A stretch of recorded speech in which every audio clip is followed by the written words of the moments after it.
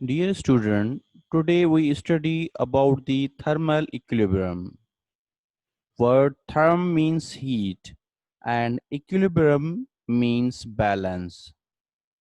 तो उसका मकसद ये हुआ कि हीट का बैलेंस होना, that is called thermal equilibrium.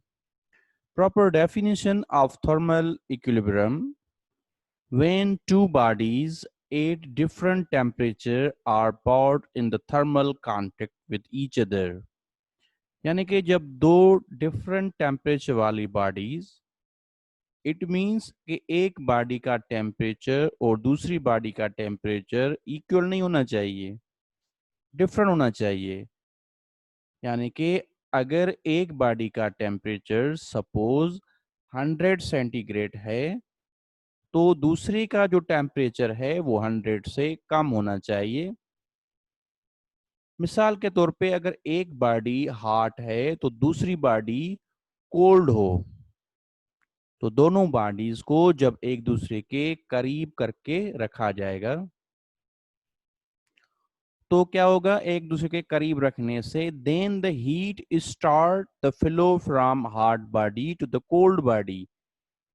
तो हीट जो है वो फ्लो होना शुरू हो जाएगी हॉट बॉडी से, गर्म जिस्म से, टुवर्ड द कोल्ड बॉडी, ठंडे जिस्म की तरफ, till the temperature of both bodies become same, जब तक दोनों बॉडीज का टेम्परेचर सेम ना हो जाए उस टाइम तक हॉट बॉडी से हीट फ्लो होती रहेगी कोल्ड बॉडी की तरफ।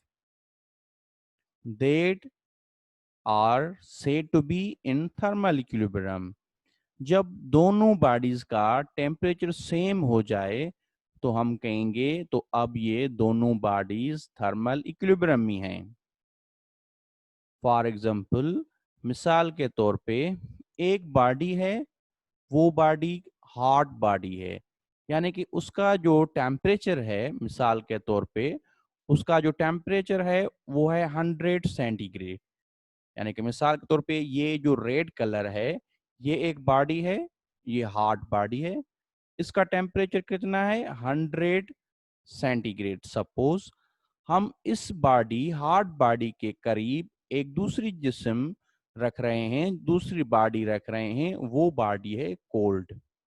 तो ये बॉडी कोल्ड है, इसका टेम्परेचर क्या है 0 सेंटीग्रेड टेम्परेचर है। हॉट बॉडी का टेम्परेचर क्या है, हॉट बॉडी का 100 सेंटीग्रेड है। जब ये दोनों एक दूसरे के करीब रखेंगे तो हीट, देख रहे होंगे आप, फ्लो हो रही है हॉट जिस्म से कोल्ड जिस्म की तरफ। यानी कि 100 सेंटीग्रेड जो है हीट हॉट बॉडी वो फ्लो हो रही है 0 सेंटीग्रेड की तरफ। तो कुछ टाइम गुजरने के बाद ऐसे होगा कि जो जिस बॉडी का जो हॉट बॉडी थी जिसका टेम्परेचर 100 सेंटीग्रेड था वो लो होता जाएगा, उसका डाउनवर्ड आएगा, क्योंकि वो बॉडी हीट को रिलीज कर रही है, लूज कर रही है। और जो है एक ऐसा टाइम आएगा कि जिस बॉडी को हम हॉट बॉडी कह रहे हैं वो उस बॉडी का टेम्परेचर रिड्यूस होते होते जो है 50 तक आ गया, और जो बॉडी पहले कोल्ड थी उस बॉडी का टेम्परेचर कितना था 0 सेंटीग्रेड, उस बॉडी का टेम्परेचर राइज हो गया 0 से 50 तक।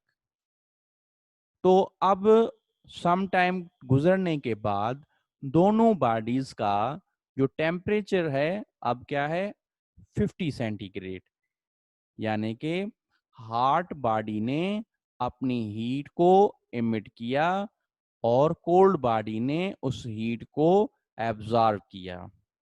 कुछ टाइम गुजरने के बाद दोनों बॉडीज का टेम्परेचर सेम हो गया, दैट इज 50 टू 50 सेंटीग्रेड। और आफ्टर देन उसके बाद हीट का फ्लो होना बंद हो गया।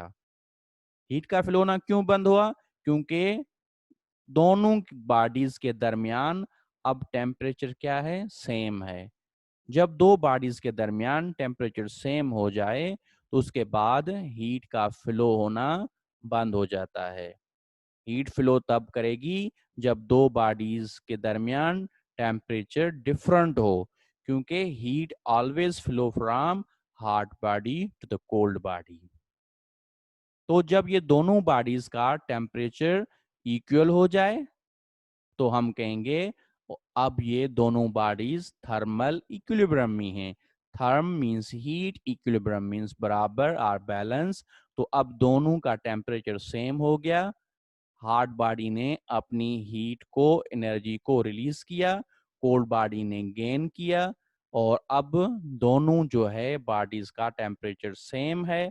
That's why that bodies are said to be in thermal equilibrium. तो ये थर्मल इक्विलिब्रियम में कहलाती हैं। तो ये बात समझनी है, कॉन्सेप्चुअल इस चीज को समझना है। जर्नल हमारे नॉर्मल लाइफ में इसके अनलिमिटेड एग्जांपल्स हैं कि एक बॉडी जो हार्ट होती है वो बॉडी अपनी एनर्जी को रिलीज करती है, उसके करीब जो जो बॉडीज होंगी वो बॉडी उसके करीब जो रखी गई होगी उस एनर्जी को एब्जॉर्ब करेगी। और जब दोनों बॉडीज का टेम्परेचर सेम हो जाएगा तो हीट का फ्लो होना बंद हो जाएगा। मिसाल के तौर पे अगर हम एक लोहे की राड है, लोहे की राड है, हॉट है, गरम है और रेड कलर जैसी हो गई है, अब हम उस लोहे की राड को जो है दूसरी राड जो ठंडी है उसके करीब रखें तो क्या होगा? ऐसे होगा कि जो गरम हार्ड लोहे की राड थी उससे एनर्जी रिलीज होगी, और जो ठंडी लोहे की राड है वो एनर्जी उसको एब्जॉर्ब करेगी वो राड, और एब्जॉर्ब करने के बाद कुछ टाइम गुजरने के बाद दोनों राड्स का टेम्परेचर सेम हो जाएगा। तो जब सेम हो जाएगा हम कहेंगे अब ये दोनों राड्स आपस में थर्मल इक्विलिब्रियम कंडीशंस में हैं और दोनों का टेम्परेचर सेम है। That is the concept about the thermal equilibrium. ये थर्मल इक्विलिब्रियम का बेसिक कॉन्सेप्ट है।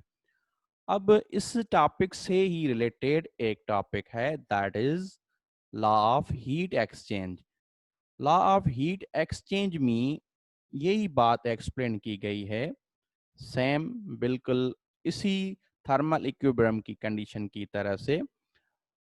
लॉ ऑफ हीट एक्सचेंज का मकसद होता है कि amount of heat energy release and amount of heat energy absorb by the bodies must be equal to each other. तो वो इक्वल होना चाहिए, यानी कि हीट एक बॉडी जो उसको इमिट कर रही है दूसरी बॉडी उतने ही अमाउंट को क्या करेगी? एब्जॉर्ब करेगी। तो heat loss by the hot body is equal to the heat gain by the cold body. That is the basic statement of law of heat exchange. तो लॉ ऑफ हीट एक्सचेंज का ये basic जो है वो concept है। Basic इसका ये कि दोनों बॉडीज के दरमियान, यानी कि एक बॉडी हार्ट है, वो बॉडी क्या कर रही है? जो हार्ट है वो अपनी एनर्जी को रिलीज कर रही है, लूज कर रही है, और दूसरी बॉडी कोल्ड है वो क्या कर रही है? एब्जॉर्ब कर रही है। तो loss of heat is equal gain of heat, दोनों का अमाउंट सेम होना चाहिए। That is the law of heat exchange.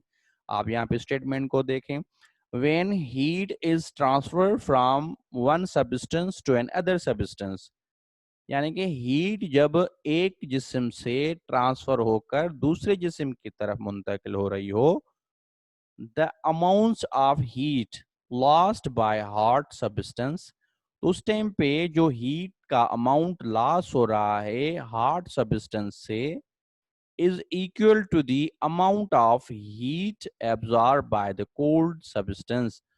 तो वो बराबर होना चाहिए हीट का अमाउंट जो कोल्ड बॉडी एब्जॉर्ब कर रही है। इन सिंपल टर्म हम अगर कहें तो ये बात इस तरह से होगी कि heat loss by hot body is equal to heat gain by cold body. That is the very simple statement بالکل کہ جو باڈی ہاٹ ہے وہ جتنی انرجی کو لوز کر رہی ہے وہ برابر ہونا چاہیے جو باڈی کولڈ ہے اس کی انرجی گین کرنے کے.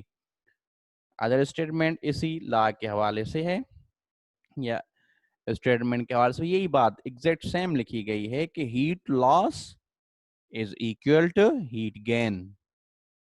یعنی کہ ہیٹ ایک جسم جتنی بھی لاس کرے گا وہ جو لاس کرنے والا جسم ہوگا وہ ہاٹ ہوگا اینڈ ادر جو جسم جو ہیٹ گین کرے گا وہ باڈی کون سی ہوگی وہ کولڈ ہوگی.